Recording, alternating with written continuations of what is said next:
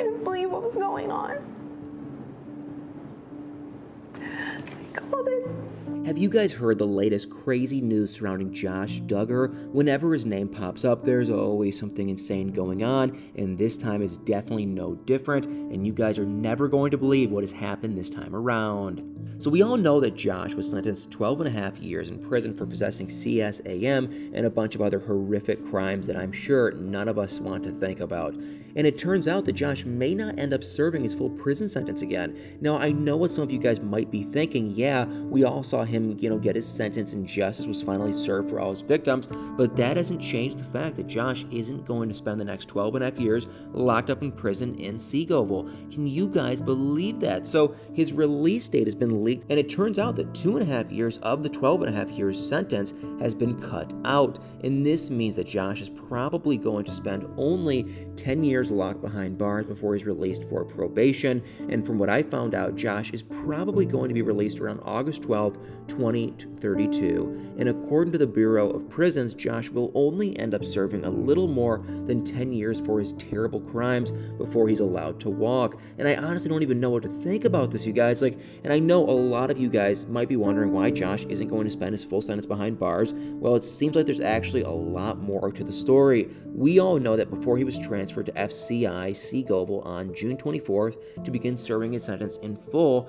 he was more or less facing up to 20 years in prison, which was exactly what the prosecutors were asking for. And if you think about it, the sentence was kind of fitting for his crimes. I mean, according to Judge Timothy Brooks, Josh actually went to quote-unquote extraordinary efforts to obtain and view CSAM, and let's not even get into the nature of the CSAM that he viewed, and everything that he did was just so sick and disturbing. It's hard to believe that someone can actually do something like that. And then there's the fact that Josh made a huge effort to hide his crimes, and his parents more or less helped him out by trying to cover up everything. And then when he was finally caught, he actually refused to accept his crime, and he tried his best to deny everything for as long as he possibly could until he realized that there was no way he was actually going to get away with everything.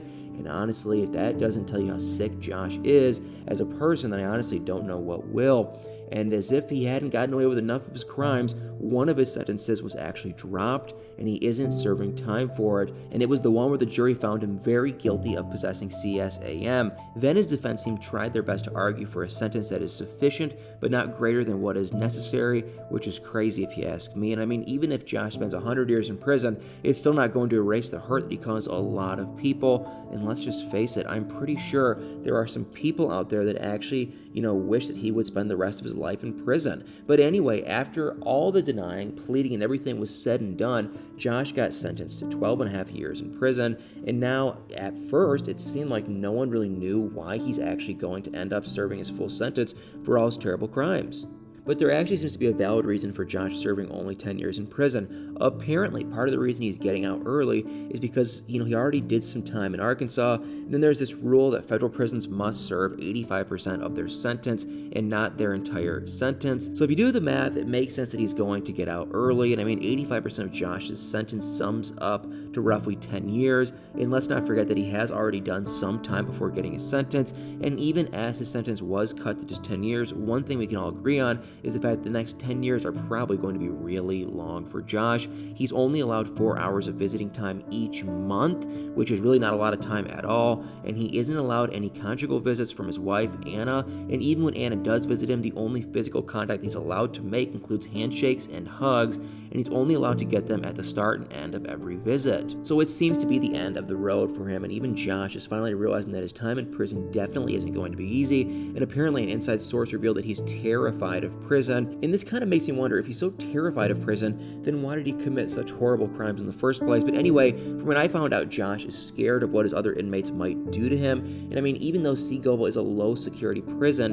and doesn't have many cases of violence against inmates, that doesn't mean that violence against inmates doesn't happen at all. And it's even worse for Josh because there's the fact that so many inmates hate people who commit these types of crimes that Josh committed, if you know what I mean. Well, I guess you can say that whatever happens, and that is if anything happens, then there's nobody to blame but Josh. But let me know what you guys think of this in the comments section below. And guys, like always, do me a huge favor, that like, follow, share, subscribe button, and y'all better stay tuned for many more videos.